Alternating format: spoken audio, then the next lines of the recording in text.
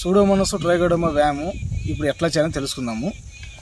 First ఒక బకెట్లో ఉన్న చిన్న ఒకటి తీసుకొని దీనిలో 2 కేజీలు సూడోమోనాస్, సూడోమోనాస్ 2 కేజీలు, అంటే ఎకరాకు చూసుకుంటే 2 కేజీలు సూడోమోనాస్.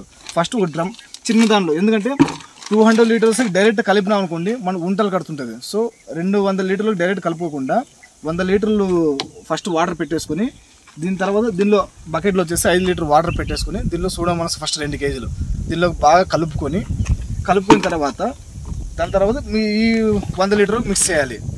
అలాగే సూడోమోనాస్ 2 కేజీలు ఒకసారి, ట్రైకోడర్మా 2 కేజీలు, శనగపిండి 1 కేజీ, వ్యాము 4 కేజీలు, దీంతోపాటు బెల్లం అనేది 2 కేజీ, 2 నుంచి 3 కేజీలు ఒక్కొక్క మిశ్రమాన్ని ఒక్కొక్కసారి కలుపుకొని దీనిలో వేయాలి. ఎందుకంటే ఒకేసారి అంతా తీసేసుకొని మనం 200 లీటర్లకి డైరెక్ట్ వేసామనుకోండి ఉంటలు కట్టడము లేదంటే కింద అంతా కూర్చోవడం అవుతుంటుంది.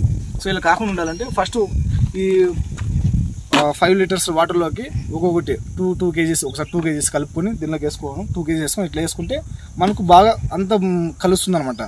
ఇలా చేసుకొని దీంతోపాటు బెల్లము శనగపిండి అనేది కంపల్సరీ వేయాలి. మనం ఎందుకు మనము బెల్లం అనేది వేస్తుంటాం, బెల్లం అనేది ఎందుకు వేసుకుంటామంటే బెల్లం అనేది హోల్డింగ్ కెపాసిటీ పెంచుతుంది.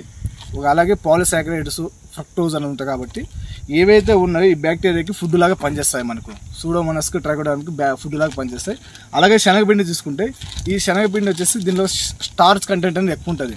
సో ఎక్కువ స్టార్చ్ ఉంటాయి కాబట్టి ఫుడ్ లాగా పనిచేస్తాయి వాటికి. సో శనగపిండి అనేది ఒక డ్రమ్కి వచ్చేసి 1 కేజీ తీసుకోండి, బెల్లం అనేది 3 కేజీలు, ఇది అనేది 1 కేజీ తీసుకొని ఫుడ్ లాగా పనిచేస్తాయి. మనకు ఏదైతే మన సూడోమోనాస్ ట్రైకోడర్మా వేసింది ఉందో వీటి అంతా ఫుడ్ డెవలప్ ఇవి 2 డేస్ మనము 48 అవర్స్ మనం ఉంచాలి. ఇది నీడలో పెట్టుకోవాలి, చెట్టు నీడలో పెట్టుకోవాలి. దీనిపైన ఒక గోతం కన్నా కప్పాలన్నమాట.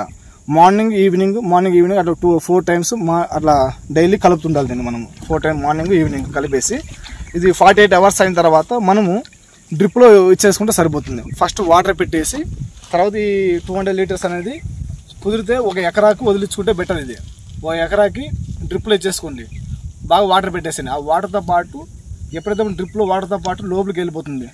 సో అక్కడంతా ఆ ఏరియా మొత్తం ఏదైతే ఉందో మనకి రూట్ జోన్, ఆ రూట్ జోన్లో డెవలప్ అవుతూ వస్తుంది.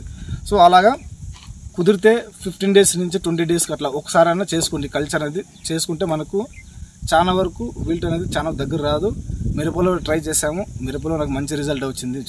సో టమాటోలో కూడా డ్రిప్ ఉన్న వాళ్ళకి ఈజీగా అవుతుంది. అదే మిరపలు అనుకోండి మనం ఆఖరి దిక్కులోనే ఏమున్నా ఆఖరి దిక్కులోనే సూడోమోనాస్ ట్రైకోడర్మా అనేది మన పశువులు బాగా కుల్లబెట్టేసి చల్లుకోవాలి.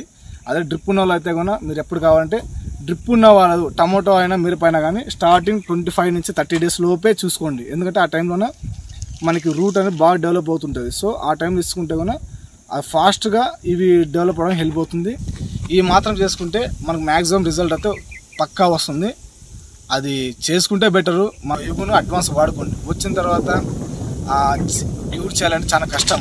చాలా వరకు దాదాపుగా చూసుకుంటే 6 ఎకరము నష్టపోతాం మనం. అదేదో ముందుగా పోతే బెటరు.